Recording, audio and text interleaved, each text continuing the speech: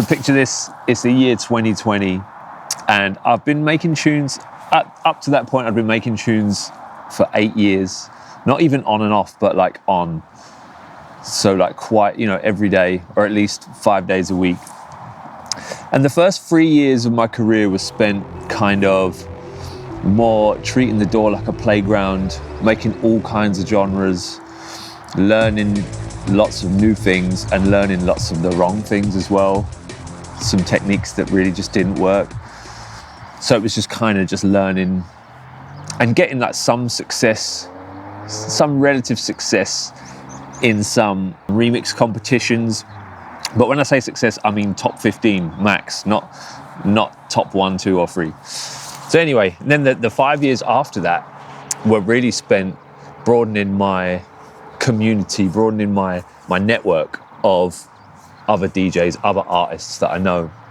It was there that I met other artists such as Sub-Zero, Trimmer, and lots of other artists that through those people that I knew, I joined Rough Tempo as well. Big up Rough Tempo.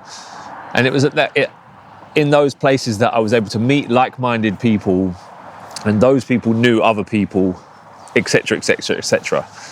So, and when I would try and get gigs and try and get more gigs, and every time I had a gig, I would wait for the headliner to arrive, and I would ask them for their email address so that they could put a name to the face and be like, oh yeah, I met that guy at the show. He sent me an email with some tunes in. And then you just have to hope that the tunes are up their street, or that they're good enough, that the person will like them and reply to you. So that happened for years and years and years. And that was always just something that I spent growing. I seemed very aware at the time that my network of other artists needed to just grow and grow and grow.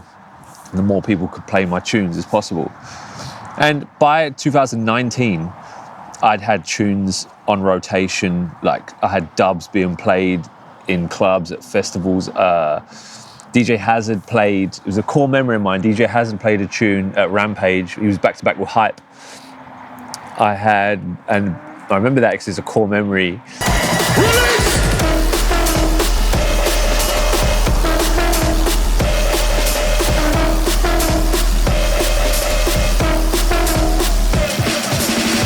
It was a remix that actually never came out. And then also Benny L, I think it was Benny L, played some of my new EP that was out at the time on Boomtown Main Stage. So I was an up and comer that I had tunes on rotation. They were doing damage. The tunes were good enough and people wanted to play them. So they were playing them. So come 2020, obviously events industry shut down, and people within the events industry had a lot of time on their hands. A lot of people took up new skills, and luckily for me, Joe from Crewcast, big up Joe, he wanted to learn some music production.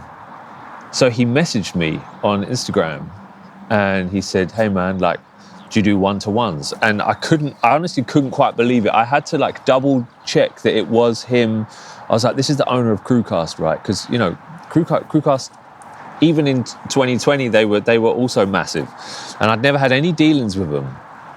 But Joe had found my music, and he was like, I want to hit him up and ask him if he can teach me some one-to-one, some tuition.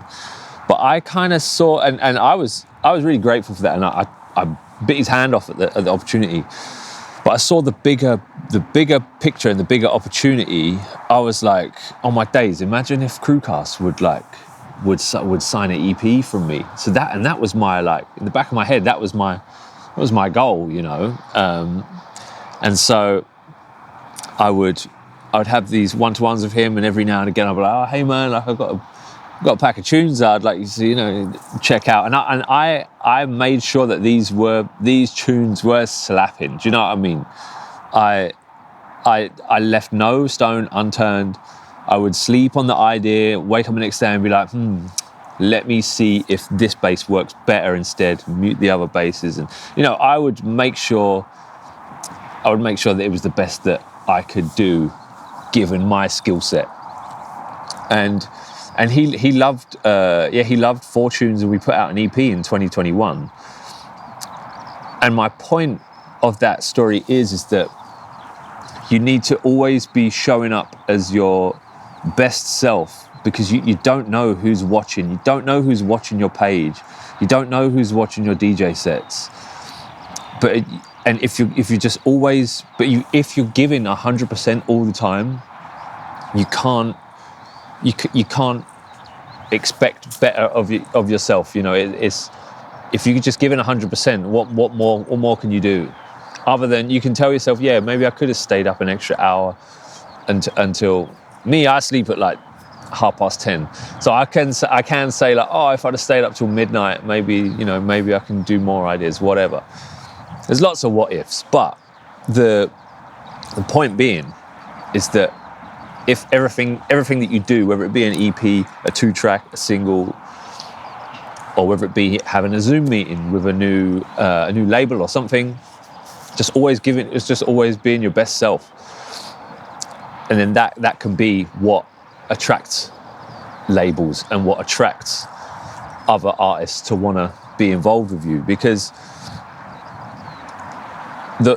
from me working with Crewcast enabled me to not only get more gigs, and it encouraged me to make better music, but also I had other things come from that, including a major label release, a major label remix release, and a lot more exposure to corners of different scenes that I wouldn't have normally been involved in. So, and I kind of saw what the potential bigger picture could have been had I have bitten his hand off for the opportunity. And so that's why I did. So always show up as your best self, and that's going to be the way that a lot of people ask me, like, oh, how can I send music to labels? How can I work with labels? How can I work with new labels? How can I find new labels? And honestly, the tunes, just make sure the tunes are slapping. I can't quite say it enough. Make sure the tunes are really, really good. You got SoundCloud, you can upload clips on SoundCloud. I'm not saying uploading the whole tune on there, but by gauging interest in Instagram dub clips, and also clips on SoundCloud, and obviously you got your Hyped It chart as well for free downloads. That's good for like getting a bit more of a SoundCloud following. And I've done all of those. That's how I know, because I've done them all. So yeah, and honestly, when the tunes are slapping and you got a little clip here and there, like the label, I don't mean this to sound cliche, but the label will probably find you, and it will feel like luck as well. Like, yeah, you've put in the skill and the craft, but like right place, right time. A lot of it is right place, right time. A little bit of luck, but making sure you are at your 100% for when that luck does occur, you can just snap it up. Honestly, I get asked a lot. I've been asked a lot on my Patreon as well, like, oh, how do I, how can I get these tunes to a label? Get them in a Dropbox folder. Make sure get some feedback. I've been doing lots of feedback on my Patreon, and maybe I'll do another feedback stream on here soon as well. But lots of people have been asking me, what's the best way to put this to a label? And honestly, getting the feelers out there, finding other DJs that are in your network, send the tunes to them. Is there videos of people playing it in the clubs, in the festivals?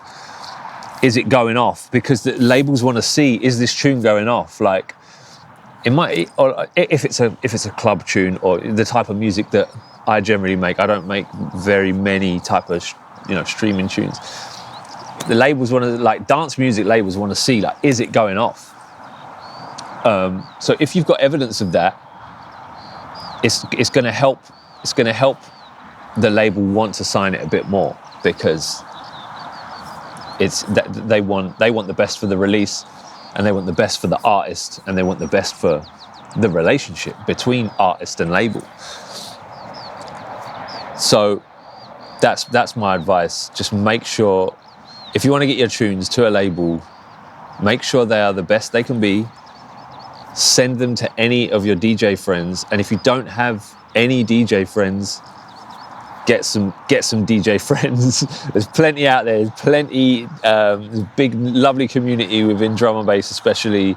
There's a great community in my Discord, which is available through my Patreon, and I encourage people to meet other artists at their level and at different levels to them as well.